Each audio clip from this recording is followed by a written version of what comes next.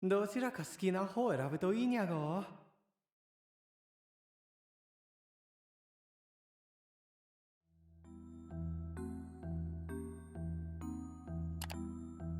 右の道へ行くことにした。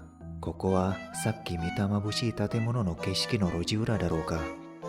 通路は狭くて少し臭いゴミの匂いがする。アリスは鼻をつまみながら足早に歩いた。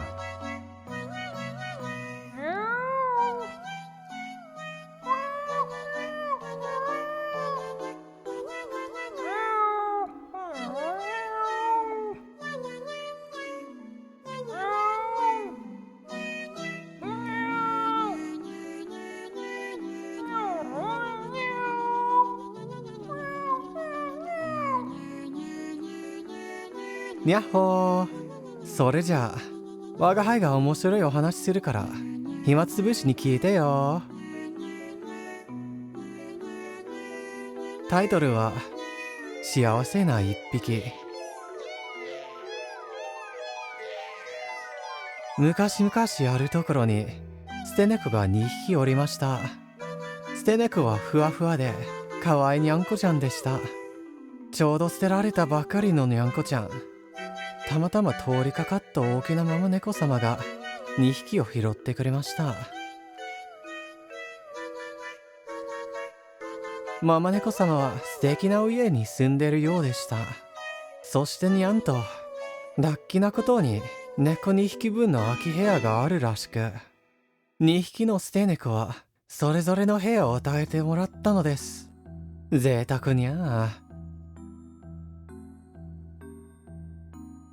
ママ猫様は優しかったので食事や衣服なども用意してくれました。2匹はニコニコ幸せでした。そう2匹はニコニコ幸せなのですが、その2匹には少しだけ、いや大きな違いがありました。アリスは噂好きの猫と一緒にチェシャ猫の顔を見た。うーんうーんえっとうーんとにゃんって説明すればいいのかにゃ。この物語って全年齢だっけ？ 15 金 OK？ 18金ダメ？ああそうね。違いちゅうのはにゃ、そのにゃんこちゃんがね、あ、うまく伝えられにゃい。あ、そろそろ道を抜けるんじゃにゃい。ありゃりゃ残念だにゃ。また今度ねアリスタン。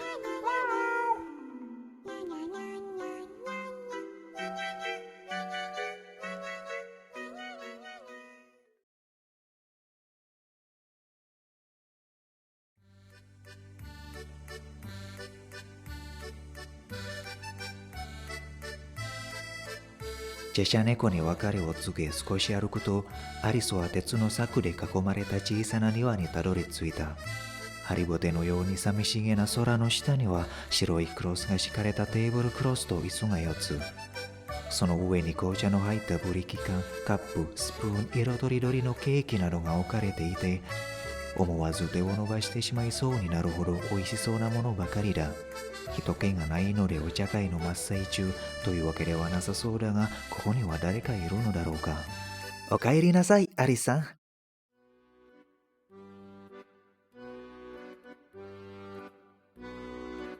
あれ、もしかして私のことがわかりませんか？嫌だな、帽子屋ですよ。今3月うさぎと眠りネズミは散歩に行ってしまって留守なんです。よかったら彼女たちが帰ってくるまでの間、ここで私とお茶でもしませんか？アリスは見知らぬ男、帽子屋に突然話しかけられ少し警戒したが、テーブルで光る蜂蜜のジャムが気になったのでお茶に付き合うことにした。赤いふわふわのソファに座ると、帽子屋が慣れた手つきで紅茶を入れ始める。ふんわりと不思議な匂いが鼻についた。さあ、紅茶をどうぞ。遠慮しないでくださいね。おかわりはいくらでもありますから。紅茶の色が真っ赤すぎる？それアップルティーですから当たり前ですよ。リンゴの色は赤いでしょ。だから紅茶も赤いんです。アリスは手渡されたティーカップに口をつけないままソーサーの上に置いた。あれれ、アップルティーは気分ではありませんでしたかね。それでは、ほら、スコーンはいかがです？蜂蜜のジャムをつけると美味しいんですよ。スコーンがヌルヌルでべちゃべちゃだから触りたくない？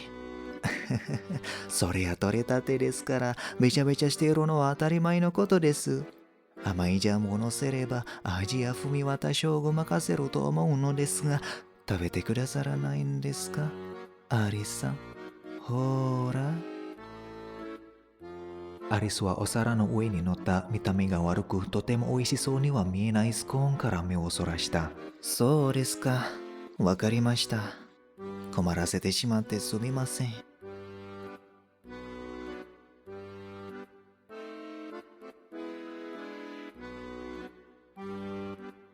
アリスは帽子屋ががっかりしている姿の後ろにハートマークで飾られた柵を見つけた。この怪しいお茶会にはもう満足したので、そろそろ白ウサギを追うのを再開しようかと席を立つ。もう行ってしまわれるんでしょうか？寂しいです。あのハートのドアに入りたい。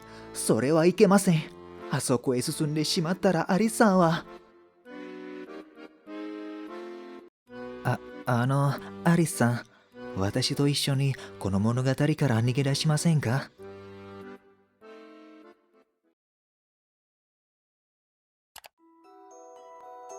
この世界、不思議の国のアリスが完結していないことはご存知でしょうか？もうずっと長い時間、ストーリーが進行しない状況が続いているんです。もしかしたらこの物語の著者ルイスが執筆を投げてしまったのではと私は考えています。だからなのです。だから私はここから逃げ出して自由になりたい。自由になって冒険をしたり、大勢の生き物を殺したり、お金持ちになって楽しい生活を送ってみたい。どうです？素敵な夢だと思いませんか？アリスは帽子屋の言っていることがよくわからなかった。帽子屋は真面目な顔つきで辺りを見回すと、アリスの腕を引きハートのドアとは別の方向へと歩き出す。さあ、私と一緒に行きましょう。実は出口を見つけたんですよ。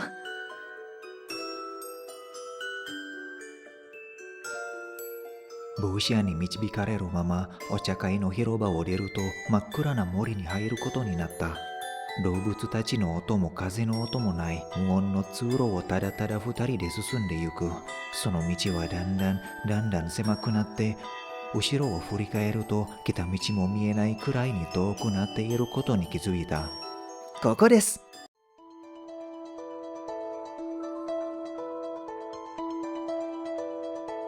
帽子屋が指さすそれはガラスで作られた廊下だった。透き通った壁の向こう側には見たこともない景色が広がっている。机の上、いや誰かの部屋だろうか。目の前にとても大きな紙とインクの瓶が見える。驚きますよね。ドアの先はもしかしたら巨人の世界なのかもしれません。ふふ、なんだかワクワクしませんか？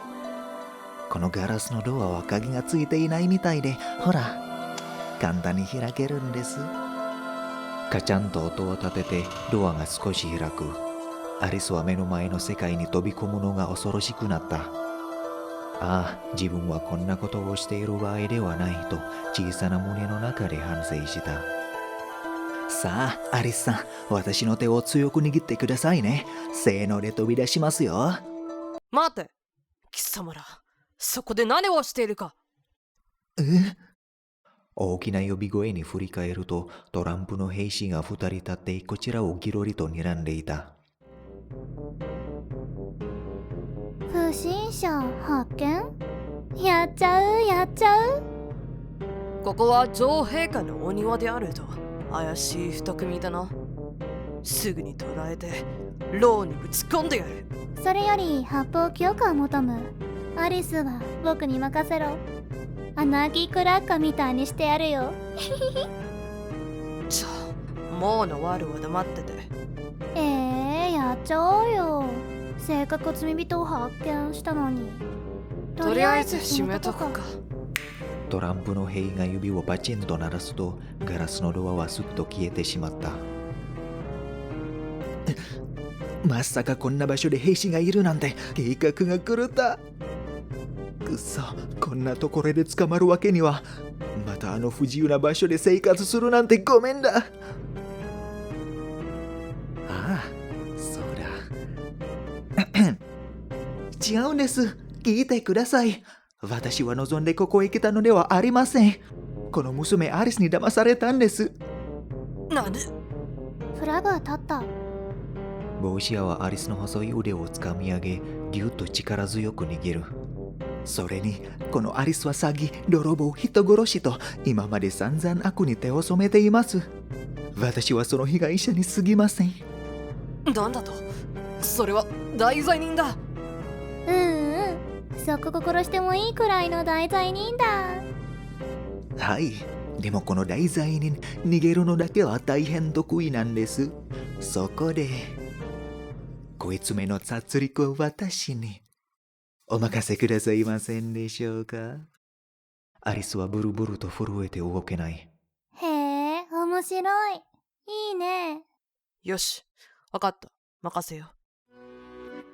ですって、アリスさん。私の作戦はまたもや失敗してしまいましたが、まあいいでしょう。またアリさんをゆっくりもてあそんで、次のチャンスを待つことにしますね。